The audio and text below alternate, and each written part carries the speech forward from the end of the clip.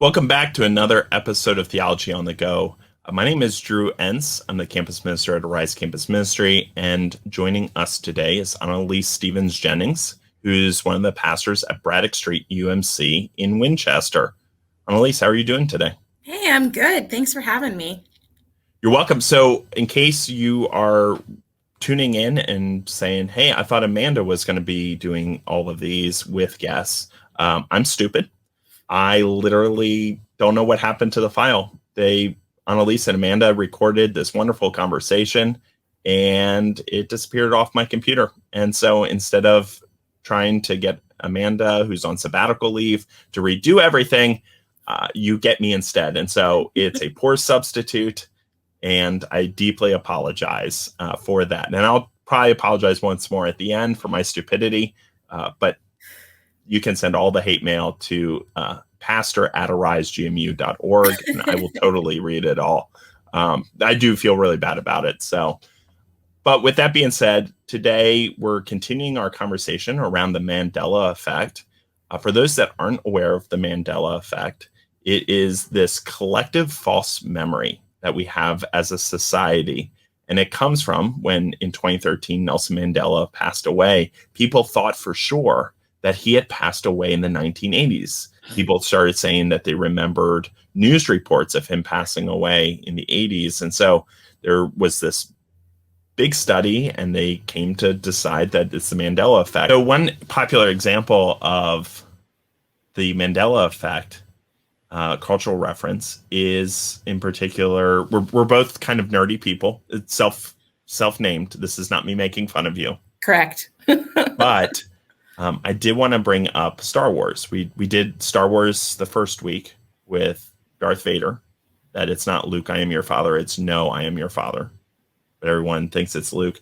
A question for you, and I know this is kind of given away because I'm asking the question as a part of the Mandela Effect conversation, but what color is C-3PO? He's gold. Actually, no. He is mostly gold. But he has a silver leg. His right leg is silver in the original trilogy. Does it change later? Did they change it? It does in the prequels and the sequels. But in the original trilogy, it's gold with a silver leg. It's really hard to spot. That's crazy. Yeah, so for all of you who say, I don't really believe in this Mandela Effect things, your mind may have just been blown if you're a Star Wars fan. That not only is it Darth Vader, but it's also C-3PO, not fully gold. What? Actually, I think behind me, it's like over here. I've got my Star Wars lunchbox up there. I 100% would not have believed that until you told me. That's so weird. Now, do you have C-3PO on the lunchbox? I don't think he's on it. I think it's just Luke. Here, let me look. No, he is on it. Hold on. Let's see. Because oftentimes in merchandising, he is 100% gold. Yeah, he is. It's 100% gold. Yep. But in the movies, he has a silver leg. You can go back and watch it. 100%. Everyone is now Googling C-3PO silver leg. Absolutely. So, I also wanted to just ask, we've been talking about getting community members from Rise. This isn't the first time you've been part of the community at Rise. I think you've been a part quite a few years ago. Yeah, probably at this point, at least 10 years ago. I got to go and visit Rise, and it was for Pentecost. And you all were having a birthday party for the church. It was so cool. Like, I walked in to the theater, and it was like balloons, like red and yellow and orange balloons everywhere, and a giant cake up on the stage. And it was so good. It was so cool. We literally had a birthday party for the church on Pentecost, and that was really neat. And a fun way to think about that story. Like, this is it. This is when the church was born, right? And celebrating it in that different way was really cool. And I still have my Rise t-shirt, and I forgot to dig it out today. I should have found it so that I could wear it today. I think my husband stole it. He always steals my t-shirts, but I love getting to wear it around and represent Rise and find other people who have been there. Because if I see somebody else and I'm wearing the shirt that knows it, they'll always stop me and be like, I've been to that church, So very cool. I like it. It's a great community. I'm glad that I got to visit and get to know folks a little bit. That's really exciting. It's amazing to see how small our connection is, that Pastor in Winchester remembers the service at Rise, and so many of us around the conference know and love Rise so much. Well, let's go ahead and jump straight in. There are these false memories that people have about what's in the Bible. And we have these sayings that we've been looking at. And today we're looking at another one. God won't give you more than you can handle. And this saying has some roots in scripture, but is often misinterpreted and taken out of context. And so Annalise, with all of her wisdom and kindness and generosity, has agreed to come back on to explain again why this is a false memory of a biblical truth. So Annalise, I'm just going to start and jump right in. When have you heard God won't give me more than I can handle? In what kind of situation? Yeah, I tend to hear that actually as like a soother, right? Like people will tend to say it to themselves if they are dealing with a difficult situation. They'll say like, I've just gotten this terrible diagnosis, but God won't give me more than I can handle. Or I've just lost my job, but God won't give me more than I can handle. I just found out this terrible X thing, but God won't give me more than I can handle. So that's how I tend to hear it. I think it also sometimes gets said to other people in moments like that, right? So if I came to you and said, oh, I've just broken my leg, and you might say to me, oh, it's okay, Annalise, God won't give you more than you can handle, or whatever, right? But I tend to hear it more as something that people say to themselves than to other people. And I think when it's put in like that, I think that there's two very different things going on with that kind of situation, because I've heard it both and maybe not used it so much myself, but I've heard other people say it to others. Mm-hmm. And for me, that's really when this becomes problematic. I would never go to someone who has just lost someone and and they're saying this, and I would be like, well, let me go through the theological understandings of why you may not be correct in that.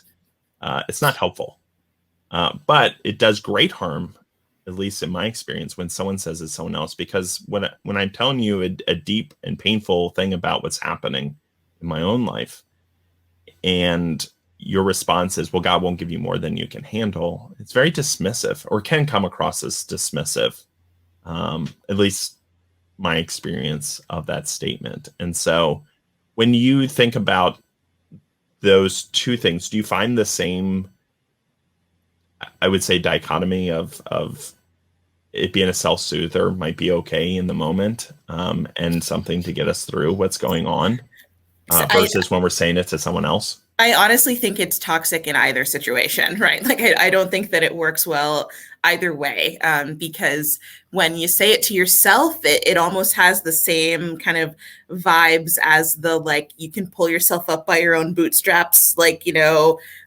Protestant work ethic, like, mentality, right? And it's kind of this idea that, like, your faith, if your faith is strong enough, if you believe hard enough, if you've prayed hard enough, if you've said the right words and done the right things, then God will get you through it, right? And that's just not great, right? Like, whether you're saying it to yourself or to someone else, it's not a good thing. So yeah, I feel like they're both pretty toxic. I understand it more as a self-soother, right? Like, I think I have more grace towards people who are saying it to themselves than towards people who are saying it to somebody else. But still, either way, it's bad. Oh, I agree. I think long term, I would have that conversation with someone. I don't necessarily know if I would have it in that moment. Yeah.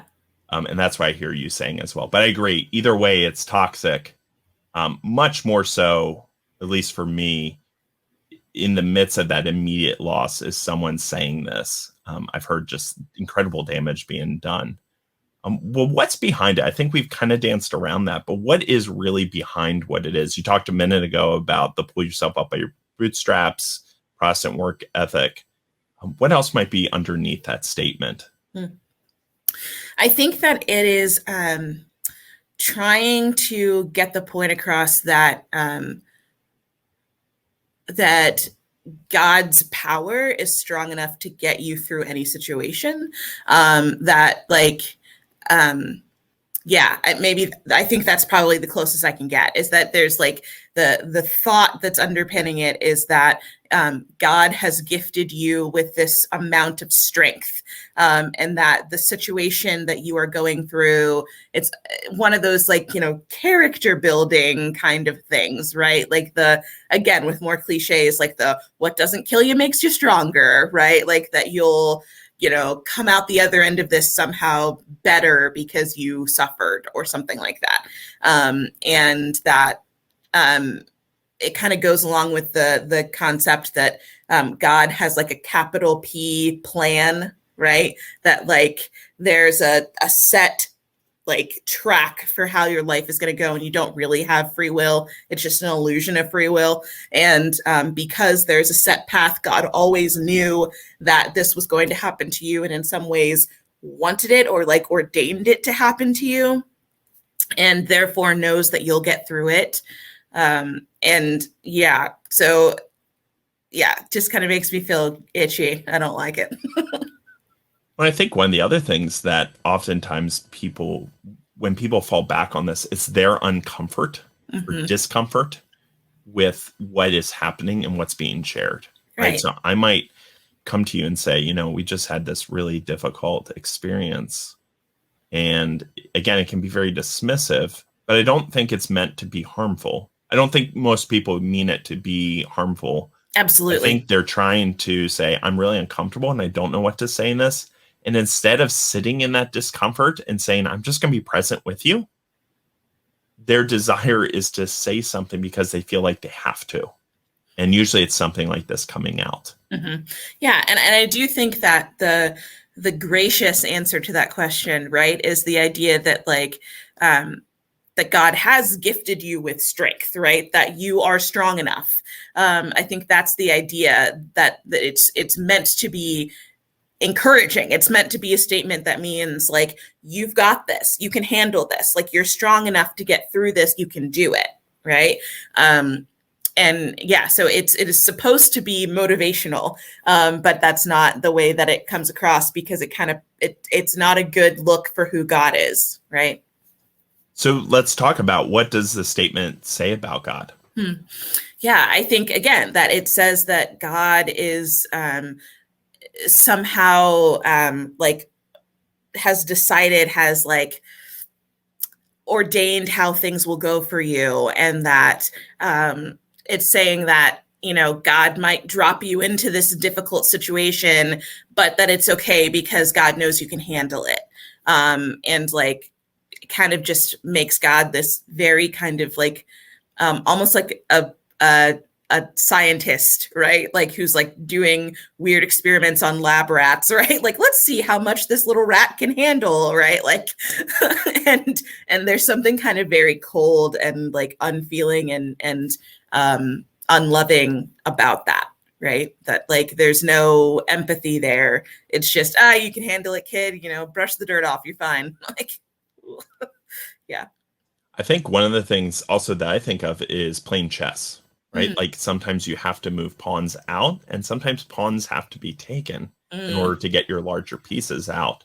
And so it makes it feel like that whoever's having something terrible happen to them. Or again, I've heard this oftentimes when someone close to me has passed away, that somebody will say this, and that doesn't make me feel very good, because it acts like God is using this person as a pawn to make me stronger. And I don't want that. I remember one example when we had a miscarriage.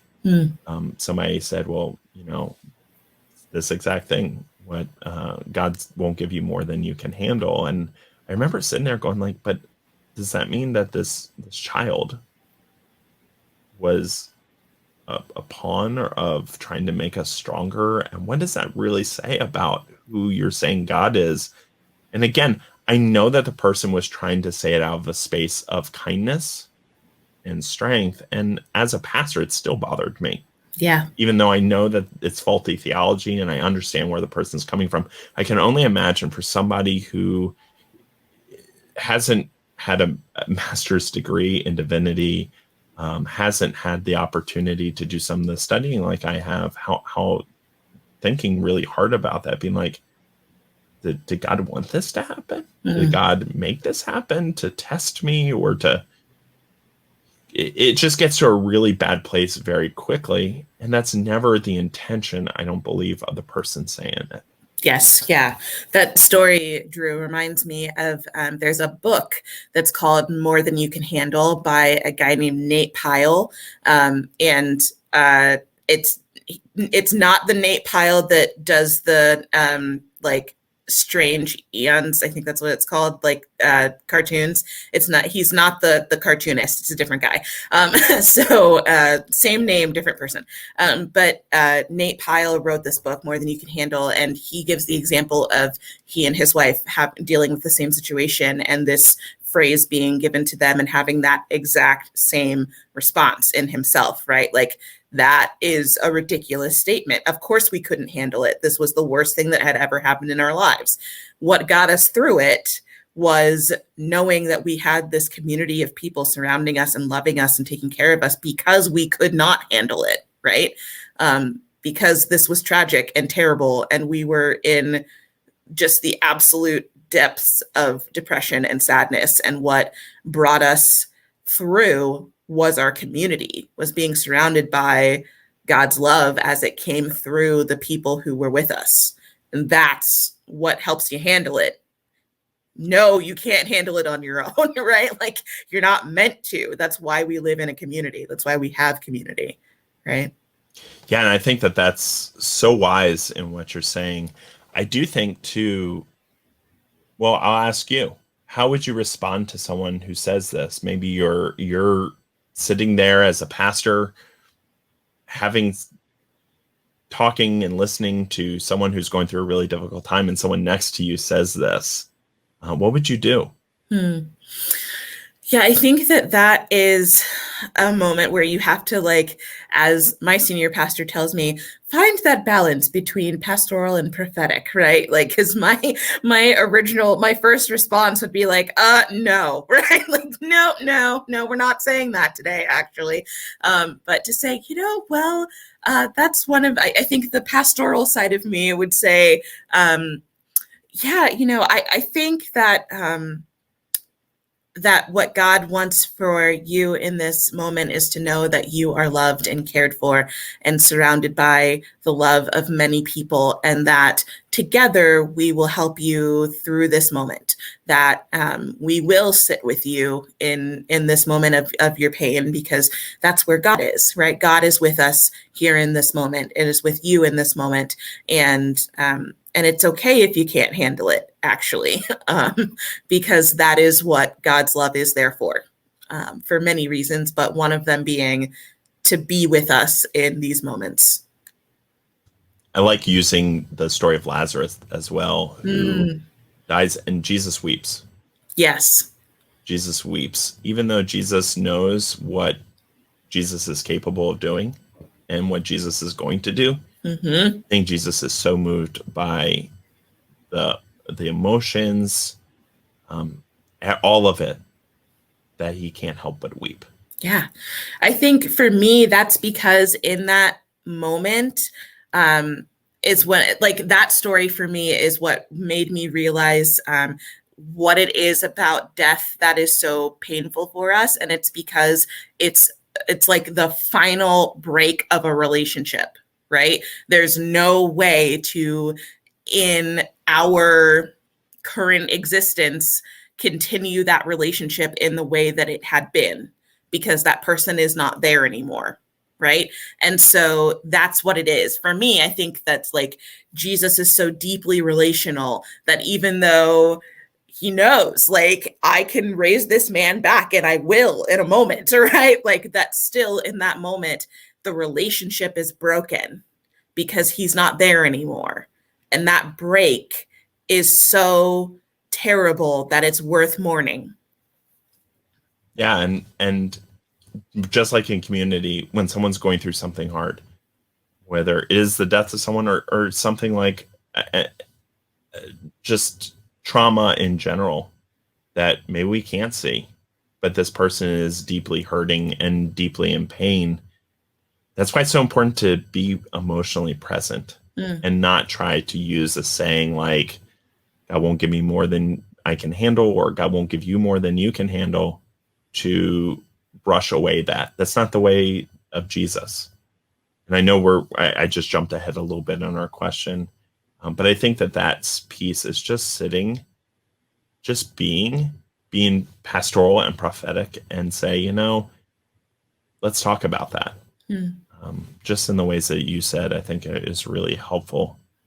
Where does this actually come from? Because unlike some of our other Mandela effects of the Bible, the statement actually does have grounding in 1 Corinthians chapter 10. Yeah, particularly 13. It sort of does, right? Right. So the actual verse, let me find it again. Here it is. No testing has overtaken you that is not common to everyone. God is faithful, and he will not let you be tested beyond your strength. But with the testing, he will also provide the way out so that you may be able to endure it. So, yeah, I think that for us, it's really important to remember the context of the statement and where it's coming from, right? So we're in 1 Corinthians, which is a letter from Paul. So he's writing to this community in Corinth, and they are struggling a lot, especially with issues of how to really be a good community to each other. And in this section, Paul is like telling them the story of Israel, because this is a group of people who some are, it's kind of mixed, but a lot of folks here are going to be Gentile Christians who don't really know this history, right? So he's telling them this is how things went for Israel, and there are these cycles that happen throughout their history, right? Where they're with God and they're doing things right. They're taking care of each other, taking care of the poor. They're loving each other and being great at community. They're loving God and they're steadfast with their love of God.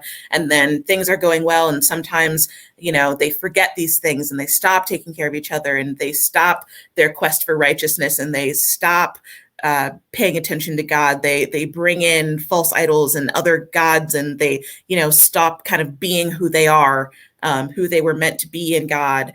And they, as they do this, are moving farther and farther away from God. And as that happens, there are these like consequences that go along with that, right? They're taken into exile. They're, their temples destroyed. All of these things happen to them. And it's like just this cycle, right? And at some point they cry out to God and say, hey, we understand we messed up. We would like to come back to the community, please. How do we do that? And God helps them restore and come back. And God's love is with them through every part of this journey, right? And so in this moment where Paul is explaining to the people of Corinth, like, I know this is tough, but other communities have been here before, right? Trying to figure out how best to care for each other so that they can be in this tight relationship with God and with one another. We've seen it before, and you'll get through it too, right?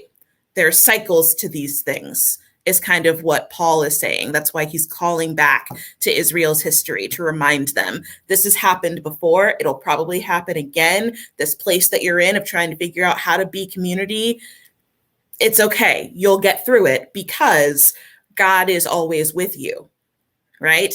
Not saying that the situation is, you can handle it, whatever. That's not what it means, right? It means that God is with you in this moment. And the way that you care for each other, when you continue to work on this, you'll get through it because you've got each other and you have the presence of God with you as you learn.